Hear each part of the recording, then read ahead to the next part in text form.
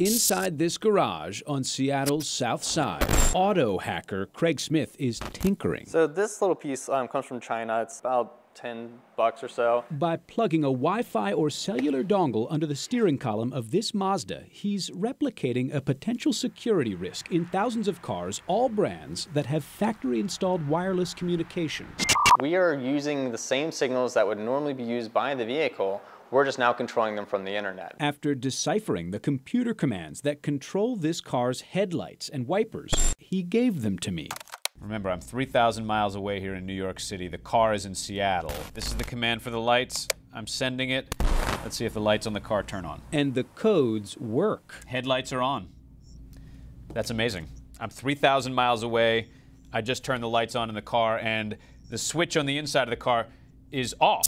Just to be clear, Craig is not behind the wheel, nor is he behind his computer. Put him up in the air like, hey, no hands. I'm the one controlling these lights. Yep, the lights are just turned on. Nobody's in the car. Craig's outside the car. The lights just turned on. And I control the wipers, too. This is for the wipers. Look at that. The wipers are going. I'm 3,000 miles away, and I just turned the wipers on. Software controls the brakes. It controls your lights. It can deploy your airbag. It can tighten the seatbelt. Joshua Corman is co-founder of IamTheCavalry.org, a group dedicated to raising awareness about the vulnerable software in lots of technology, including cars. The one that personally scares me the most is now that there's parking assist features in a lot of these cars, there's a very powerful motor on the steering column. It's more powerful than you are, and it can often be used to rip the steering wheel out of your hands while you're driving.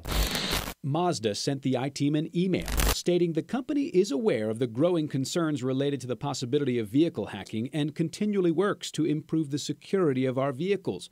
Massachusetts Senator Ed Markey just released this study showing only 2 of 16 automakers are able to respond or even diagnose hacker attacks in real time. Most of the automobile companies have not thought through the full implications.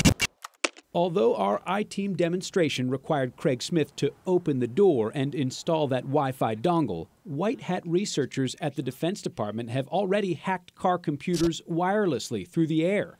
They fear black hats could do the same, exploiting Wi-Fi and Bluetooth to steal cars. There were reports out of London last year that about half the cars in London that were stolen last year were hacked electronically rather than physically.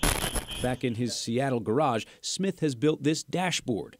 He gave me the code, and from across the country, I virtually revved the RPMs. If a black hat ever performed the same trick on real cars, it could spell disaster. We don't want to see a whole bunch of cars get a remote kill switch and shut down in a city, causing a traffic jam.